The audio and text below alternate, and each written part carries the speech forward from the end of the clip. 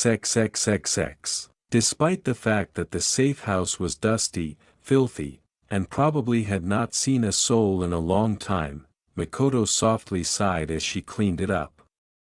Naruto was lying in a bed, still asleep but resting, and perhaps not experiencing any issues from having been hanged for an unknown amount of time.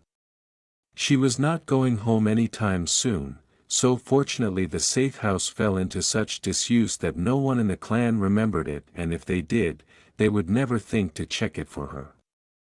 Her husband and sons would live while she took care of the boy, and since she followed through on her decision, she would need a good reason for the man. The last thing she needed was to discover Naruto dead, so she spent the next few hours cleaning the area and making it at least somewhat habitable. She also checked on him every 10 minutes. She used the groceries she had purchased earlier to cook after cleaning because she was getting hungry, and if Naruto woke up, he might be too. In any case, she wouldn't let him leave tonight, at least not if he did, because she didn't want her alibi to vanish into the night and have to deal with an irate husband. If anything, Naruto was difficult to catch because of his endurance and speed, which were especially impressive when the boy outran Umbu. When Mikoto opened the door to see how Naruto was doing, she heard a sobbing sound and saw the blonde boy sobbing in the bed where she had put him. She approached him and tried to reassure him, saying, "Shoo, shoo, it's okay Naruto, don't cry it's okay," which nearly always worked. Mikoto froze when she heard him say, "And no it isn't, I'm still alive," in between sobs. No one hung him. He hung himself, did he? As she processed the information, she thought simply, oh, dot. The youngster had always been such a cheerful bundle of joy that suicide seemed inconceivable when you looked at him, but hearing it directly from his mouth was odd. Perhaps he was just as shattered as she was.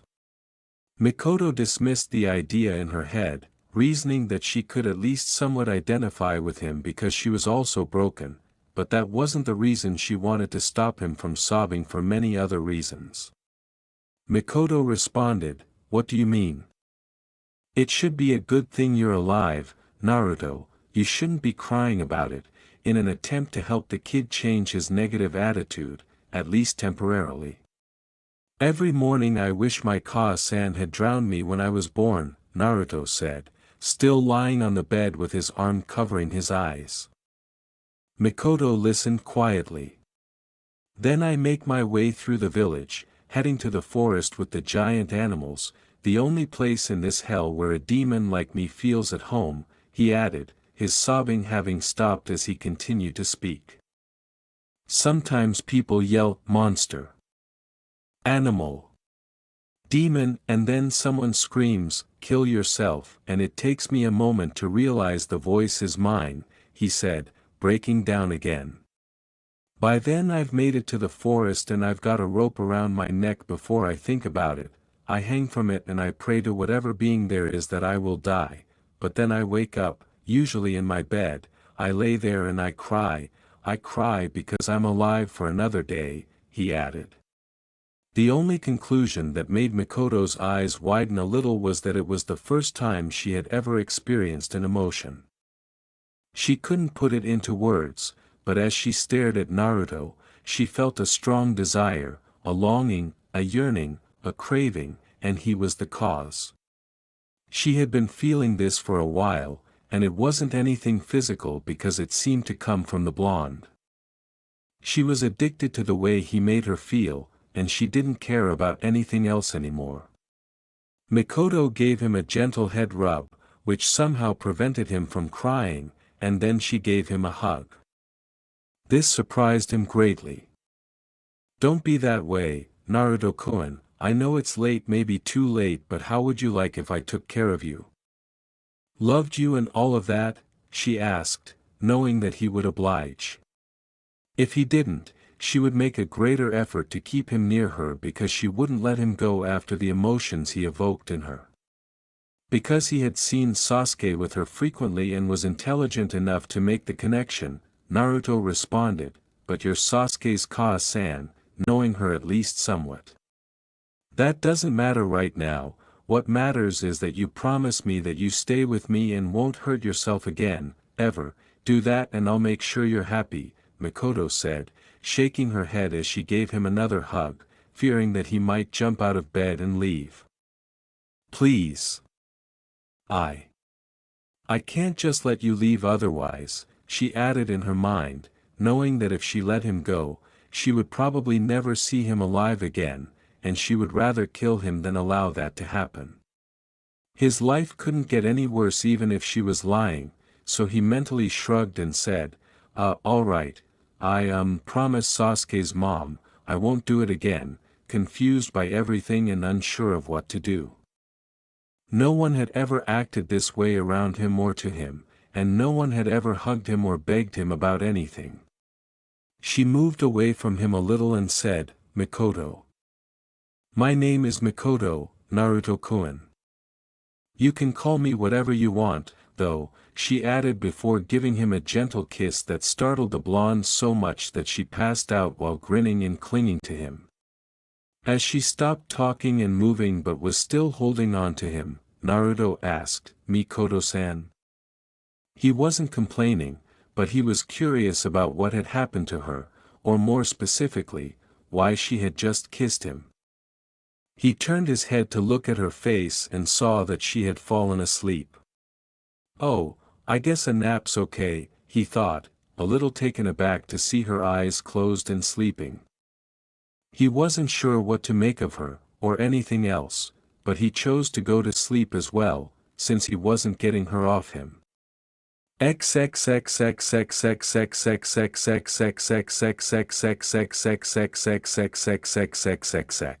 Good morning. XXXXXXX. After a brief period of stirring in bed, Mikoto opened her eyes blearily and realized she was not in her usual bed. Everything that had happened the previous night suddenly came to her mind, causing her to sit up quickly and search for Naruto, but he was nowhere to be found in the safe house, which was obvious because it was just a shack with a few utilities inside. "Where'd he go?" she asked. She pondered as she got out of bed and checked to see if he had left a note, a clue, or anything else. She opened the door, went outside, and noticed him sitting next to a small fire about 10 feet from the shack, cooking something based on the smell of it. Mikoto approached the unaware blonde boy as he went about his work and gave him a back hug. She could feel him getting tense right away, but he relaxed when he turned to face her. Hello, Mikoto-san," he said, appearing uncertain of what to do. Mikoto felt as though something had stabbed her because of the way he reacted. It seemed as though he was afraid that she would attack him if he said or did something, or that he really didn't know how to interact with people other than by playing practical jokes or shouting that he was Hokage. Something he obviously got him from Mother, she thought, since Kushina had made the same declaration dozens of times before. "Naruto-kun, don't be formal, I won't bite you," she added as she let go of him and sat down next to him. "Much," she said slyly before laughing because Naruto was showing signs of fear. "So what are you doing?" Mikoto asked, glancing at the fire with the cooking meat on it and noticing a few pieces of animal skin nearby. He knows how to skin animals decently, he can start a fire probably well enough and knows how to cook with a campfire, she thought, because, on the one hand, it was impressive for an 8-year-old to know either of those things, let alone be able to skin an animal as well as he did. It wasn't perfect, but it was good enough to be able to dry the skin and probably sell it for a reasonable price. "Cooking some animals I found for breakfast decided to wake you up when they were done," Naruto said quietly, averting his gaze as though he felt awkward speaking to her. She knew that he most likely was, and he had the right to be, if she had to be honest. The villagers ignored him, threw him out of stores, or beat the poor boy, and then there was the blonde's birthday, when a mob would gather to hunt him down, but she would make sure that it would all end.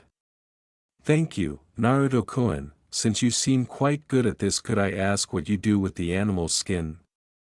Mikoto inquired, curiously wondering what he did with it, grinning as she stroked his hair a little.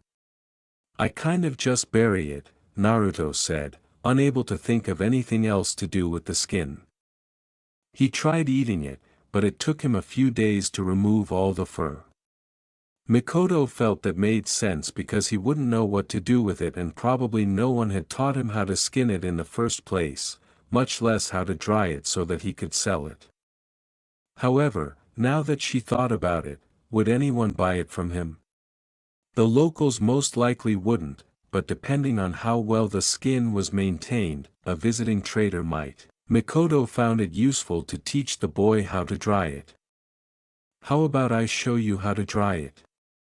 If you can dry it and gather enough of it, you'd be able to make a bit of money if you sell it to a merchant visiting Konoha," she said. Although it wasn't a skill that shinobi normally learned, what's a D-rank mission if you don't learn anything from it? She knew a lot of particularly useless skills on her missions that shinobi considered worthless, though she never used them. Sure, I guess, Naruto said, gazing at her with interest in his eyes. But after breakfast, he added, and she concurred that it would be better to keep the meat from becoming bad or cold. Mikoto began gathering the supplies she and Naruto would need to dry the skins after they finished eating, adding a little extra in case Naruto made any mistakes. She then spent the next few hours teaching him how to do it.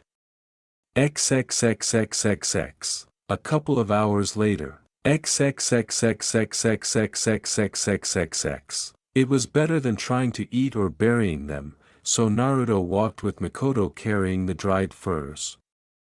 He didn't know he could sell them, but he wasn't sure what he would do with the money even if he did, since only 3 stores actually let him in, and 2 of them required him to pay twice as much. He also didn't think Ichiraku would want them. Knowing what was likely to happen, they stopped at a group of people. One of them approached them, and Naruto hid behind Mikoto. Mikoto-sama, a pleasure to see you this morning. May I ask what you require to come here in person? The man asked, giving the Uchiha matriarch his full attention while ignoring the blonde boy hiding behind her skirt. As the heiress to the Uchiha clan, Mikoto was accustomed to the false praise and bootlicking from merchants, counselors, elders, and dozens of other people. She also knew how to manipulate them, but she tried not to do so because she had seen it come back to bite someone in the ass before. Good morning, as for why I'm here, she trailed off, then glanced down at her legs at Naruto, who cautiously watched from behind her. My little spiral and I had a bit of a learning exercise this morning and I wanted to get an expert's opinion on these furs and if possible, sell them as well, she added, turning back to the merchant and gently nudging Naruto out of his hiding place. She liked her little nickname for him. It was a little long, but since he was Uzumaki and their clan symbol was a spiral, she thought it fit. If she wanted him to trust her and want to be around her, she would have to start with his clan and eventually tell him everything she knew about his clan and his parents, but that would have to wait, at least a little bit, because he probably didn't trust her very much and the information was, to put it mildly, delicate. She didn't need the Hokage breathing down her neck, after all, because he would interfere with her ability to be around her little spiral. After saying, I can look at them, the man turned to face Mikoto and asked, you used jutsu to dry them, didn't you?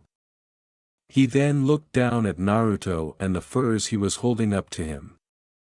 Thank you, he added, before picking up one of the furs and beginning to feel, sniff, and examine it closely.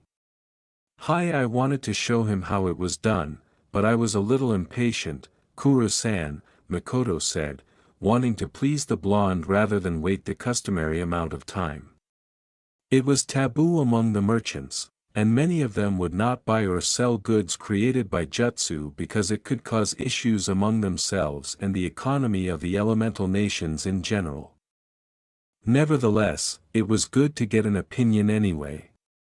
Kuro laughed as he returned the fur to Naruto and responded, the drying is rough, a bit too dry from a katan jutsu, though. I felt the feeling of normal drying barely, but the jutsu ruined the feel in the end. Unfortunately, you used jutsu so I can't buy it. Mikoto-sama, you and the young boy did pretty well in drying the skins. Even using a jutsu, it was used masterfully, almost couldn't tell. If you have a bit more patience next time then I'll be happy to buy them from you too. Mikoto said, well, it was nice to get your opinion on it nonetheless, delighted that it might be a way to make money from her obsession with blondes. However, she could see Naruto's dismay as he looked sorrowfully at the skins in his arms, which made her a little alarmed. I know you can't buy them and resell them, but could I ask if you could have something made from them? She asked, thinking that it would be a good idea to give the blonde something for his efforts. Kuro nodded, indicating that although they were rough, they could be used to make some sort of clothing. That I can, though you'll have to wait a couple weeks. I'm a good merchant, but my needlework is horrendous. What do you want them turned into, Mikoto-sama? He asked, curious about what the woman had in mind. Mikoto tilted her head, thinking about it, and then whispered an idea into Kuru's ear so she could keep it a surprise for the blonde. That will be difficult, but I'm willing to give such a unique idea a try, he said, before reaching down and taking Naruto's skins.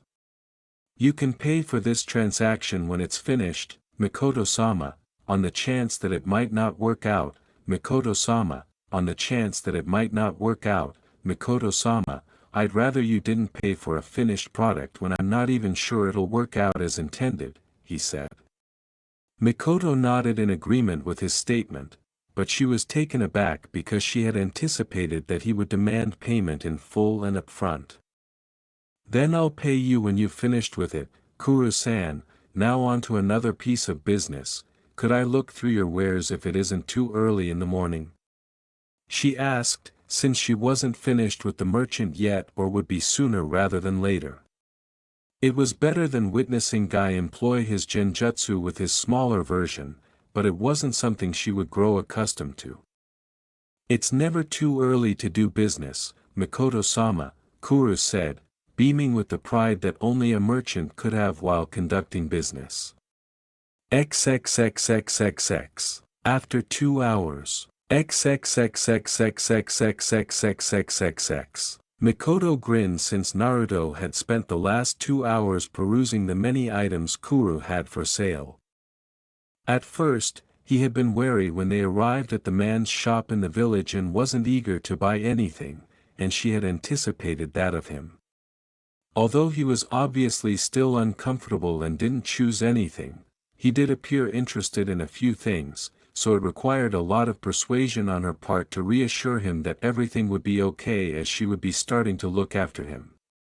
How terrible is it for him when he's scared to even get help from someone else, she thought, frowning as she began to feel something else.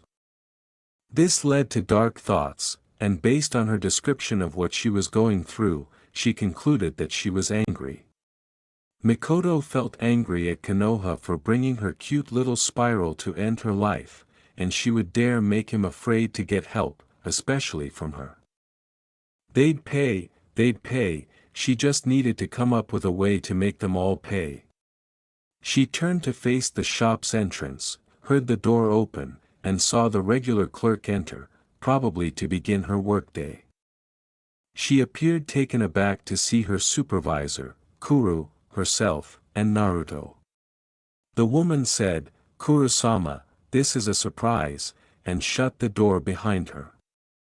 "Is there a problem for you to be here so early?" Mikoto noticed that she looked at Naruto when she said that, ruining her pleasant mood. It took all of her self-control not to run over to the woman and slap her head for calling Naruto a problem. Kuru, who was standing next to Mikoto, responded, "None at all. Mikoto-sama and her little friend wanted me to appraise something and then asked if they could do a bit of shopping. Just do what you normally do and don't mind us."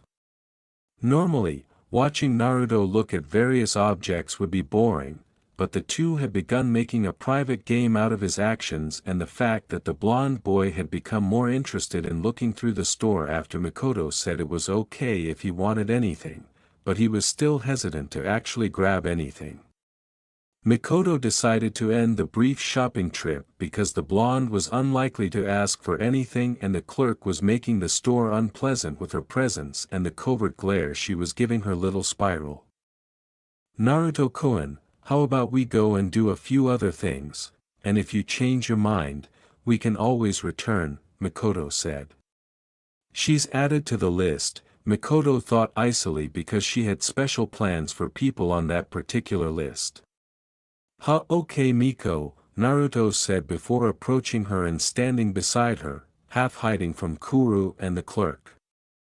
Mikoto grinned, practically beaming at his abbreviation of her name, which wasn't much, but it at least demonstrated that he had some degree of trust in her.